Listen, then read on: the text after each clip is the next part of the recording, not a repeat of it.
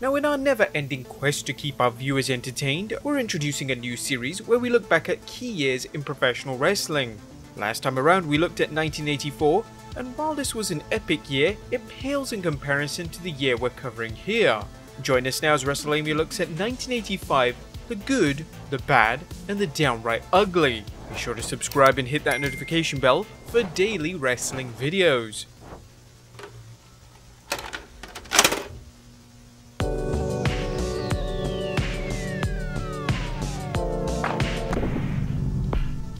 The year 1985 saw the music community to rally others with the all-star collaboration We Are the World recorded to help famine relief, the much acclaimed Live Aid concert in the summer, and Farm Aid later that year. On the small screen, MacGyver, Growing Pains and Thundercats debuted, while the music channel VH1 was launched. Top programs included The Cosby Show, Family Ties, Murder, She Wrote, 60 Minutes, and Cheers. On the big screen, Back to the Future, Rambo First Blood Part 2, Rocky IV, The Color Purple, Out of Africa and The Goonies conquered the box office. George Michael's Careless Whisper topped Billboard's Top 100 chart, while Dire Straits' digitally recorded Brothers in Arms became the first CD to outsell its vinyl counterpart. As exciting as things were for film, television and music, they were even bigger in the world of professional wrestling, which would see the industry explode with success for some and begin crumbling for others.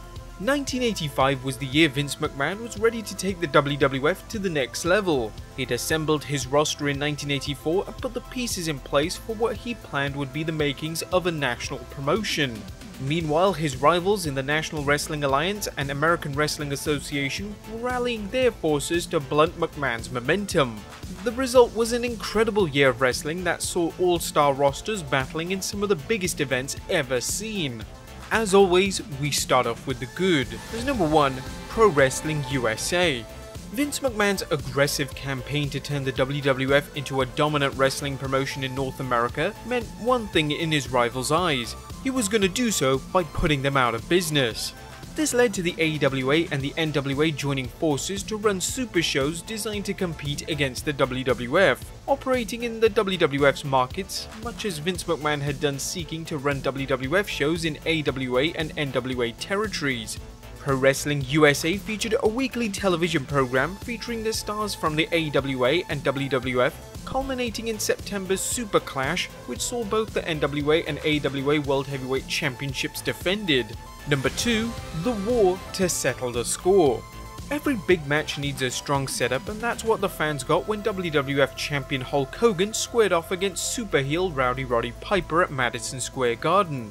Hogan was out for revenge after Piper attacked pop star Cyndi Lauper and Captain Lou Albano during an awards ceremony, leading to this huge matchup.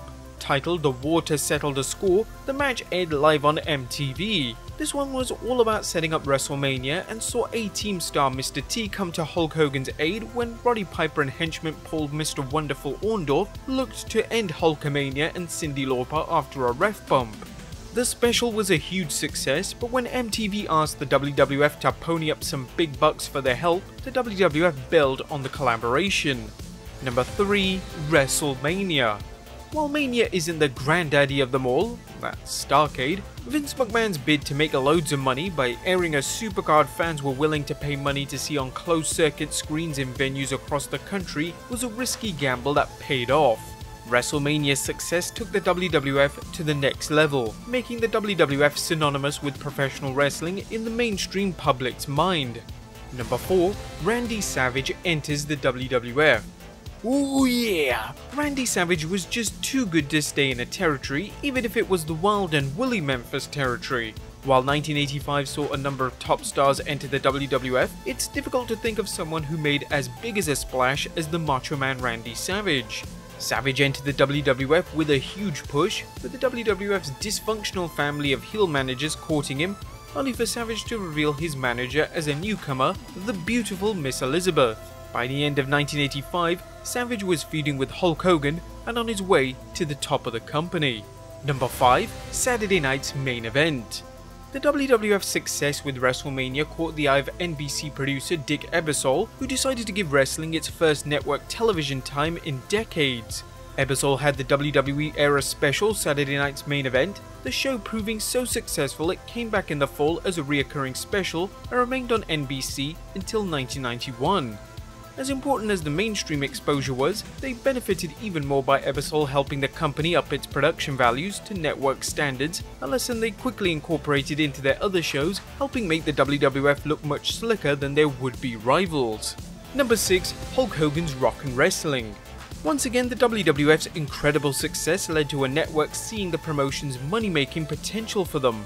This time around, CBS commissioned an animated series, Hulk Hogan's Rock and Wrestling, that saw a group of babyfaces led by Hogan inevitably involved in a wacky storyline involving a group of heels led by Rowdy Roddy Piper. The show ran 2 seasons with 26 30-minute episodes made, which also included live-action segments featuring the show's stars. Although the show was corny, it was fun for younger fans and still remembered fondly by fans who grew up watching it. Number 7. The Great American Bash. 1985 was a great year for Jim Crockett Promotions, as the promotion had a number of top babyfaces to pit against and an equally well-balanced number of heels. While Crockett had revolutionized wrestling with his 1983 STARRCADE closed-circuit event, he still relied on stadium shows, and the Great American Bash proved a successful endeavor, with 27,000 fans watching some big matches, including NWA World Champion Ric Flair driving back the challenge of Nikita Koloff, Dusty Rhodes defeating Tully Blanchard in a brutal cage match, and a wild brawl between NWA World Tag Team Champions the Russians, which was Ivan Koloff and Crusher Khrushchev, versus the AWA's The Road Warriors. Number 7. The I Quit match. The rivalry between United States champion Tully Blanchard and Magnum TA grew to pure animosity, resulting in the two facing off at STARRCADE in a bloody I Quit match. After beating each other senseless, Magnum scored the win when he took a broken piece of chair that Blanchard had earlier tried to gouge the challenger's eye out with. Blanchard realized he was done as Magnum began ripping into his head with the broken wood, leading to Tully saying, "I quit." There's little doubt this match stole the show at STARRCADE, and it's often considered the highlight of the Blanchard-Magnum feud. Number 8. The Supercards. Wrestling fans love their supercards, and so do promoters, as they know they can make considerable bank if they play their cards right, or in this case, supercards right. Ooh, yeah, sorry. While closed-circuit shows like STARRCADE and Wrestlemania were expanding promoters' ability to increase revenue, not to mention the WWE's often overlooked November event, the Wrestling Classic, many promoters still relied on running events in stadiums where they hoped to draw a large audience by running all-star shows. 1985 saw a number of these supercards. In addition to the WWF and JCP's big shows, promotions everywhere held big shows, including World Class Championship Wrestling's second Von Erich Memorial Parade of Champions, Hawaii's A Hot Summer Night, which featured 16 matches with 44 wrestlers from the NWA, WWF, and Japan, Pacific Northwest Wrestling's Wrestling Extravaganza, World Class Cotton Bowl Extravaganza, and the AWA Super Clash. Number 9. Memphis Mania. While smaller promotions suffered, Jerry Jarrett and Jerry the King Lawler kept their promotion hotter than ever with the wild angles the Southern promotion was legendary for. As always, Lawler served as the area's top babyface, and 1985 saw him battle a string of opponents ranging from Eddie Gilbert to Randy Savage to superstar Bill Dundee. Lawler vowed to retire if he didn't win a world championship by the end of the year, keeping the fans in suspense as to whether the King would get the so far elusive prize of a world title. He didn't capture a world belt, but his problems were only beginning, as a loser leaves town match to arch-rival Dundee at the end of the year seemingly sent him packing. Number 11. The Genesis of the Four Horsemen. Although the Four Horsemen wouldn't come into official existence until 1986, the case can be made that the seeds of one of wrestling's greatest factions was planted in September when the trio of Arn Anderson, Ole Anderson, and Ric Flair locked Dusty Rhodes in a steel cage and broke his ankle. The diabolical deed was compounded by the fact that Rhodes had entered the cage to save Flair from a post-match beatdown by Ivan and Nikita Koloff. The angle cemented Flair's status as Jim Crockett Promotions' top heel and turned his storyline cousins the Andersons into his de facto henchmen. Tully Blanchard would join them in 1986, and wrestling history was made. And finally, Dusty Rhodes' Hard Times promo. Pro wrestling fans have heard some great promos, but if there was a Mount Rushmore of promos, Dusty Rhodes' 1985 Hard Times promo would be up there. The American Dream cut this after his ankle was broken by the Andersons and Ric Flair. Preparing for STARRCADE, Rhodes talked about how his plight mirrored those of Americans struggling to feed their families amidst corporate greed that cut their jobs. The heartfelt promo talked fans into watching Rhodes battle Flair for the NWA World title, with Rhodes promising to deliver hard times to the Nature Boy by taking his most prized possession, the World title. If you haven't watched it, you owe it to yourself to look it up, and you'll realize why Dusty Rhodes was one of the most popular wrestlers of all time. But that was the good. What about the bad? As number 1, the wrestling album. In 1985, Vince McMahon was flush with success and rightfully thought he could do no wrong, decided to branch out in the music industry by releasing a music album of wrestlers singing. While the video for Land of 1000 Dances was funny, the album's only highlight is Real American. Incredibly, Vince would release a follow-up with Piledriver, but that's a story for another time. Number 2, the Road Warriors lose to Jimmy Garvin and Steve Regal. The Road Warriors were the highlight of the AWA in 1985 as the promotion fought a spirited but futile effort to compete with the WWF. It wasn't that Vern Gagne lacked talent, he just knew how to book them.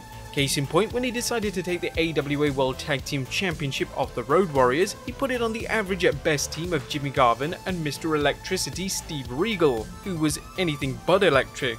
Number 3, the dusty finish at STARRCADE 85. While it may be impossible to tell exactly where and when the dusty finish started, the case can be made that it came into public eye at STARRCADE 85's main event featuring NWA World Heavyweight Champion defending the title against the American Dream Dusty Rhodes. Rhodes looked to have the bout won, but when referee Tommy Young was knocked out, Arn and Ole Anderson attacked Rhodes. Rhodes fought them off and pinned Flair as a new referee made the count. The fans in Atlanta celebrated, but the decision was reversed on television when referee Tommy Young ruled that he had disqualified Flair for the Andersons' interference. The decision infuriated fans, and over time, the dusty finish was reportedly used, infuriating fans who saw babyfaces seemingly win a title match, only for it to be negated by a ridiculous twist of fate. Number 4, Uncle Elmer. Although the WWF's Hillbilly Jim character fit in well with the WWF's often cartoonish characters, the gimmick jumped the shark when the WWF brought in veteran Stanley "Plow" Frazier to play Uncle Elmer, who looked like an extra from the film Deliverance. Frazier was an imposing figure, but by 1985, he had the mobility of a couch as well as the personality of one. Vince loved his hillbillies though and brought in Cousin Jr. teaming him up with Elmer. He also televised Elmer's real-life marriage on Saturday night's main event, working it into a feud between the Hillbillies and Roddy Piper, Jesse Ventura, and Cowboy Bob Orton Jr. Uncle Elmer outdid himself in 1985, winning the Wrestling Observer's Worst Tag Team and Worst Wrestler award respectively. That was the good and the bad. Let's move on to the downright ugly. As number 1, Pro Wrestling USA implodes. As promising as Pro Wrestling USA seemed, anyone familiar with the nature of wrestling promos knew it was destined to fail. As always, promoters couldn't agree on finishes and eventually pulled out, focusing on their individual promotions. United we stand, divided we fall wasn't their mantra, and the following alleged remark from Vince McMahon summed things up. In their first meeting, they all agreed they hated me and would do everything they could to put me out of business. The second meeting, they couldn't even agree on where they should order lunch. And number 2, Lance Von Erich. After Mike Von Erich was sidelined with toxic shock syndrome, Fritz Von Erich decided he needed a new Von Erich. Enter Cousin Lance. The problem was that the fans knew him from his days as Ricky Vaughn, no relation to the Von Erichs despite Fritz's claims. World-class fans had turned a blind eye to many things, but this was too much and signaled the beginning of the end for the promotion, coming at a time when Papa Fritz was preparing to turn world-class into a national promotion. But there you have it guys, the good, the bad, and the downright ugly of 1985. Of course, next up is 1986, the birth of the Four Horsemen. As always, I'll see you next time with some more wrestling content.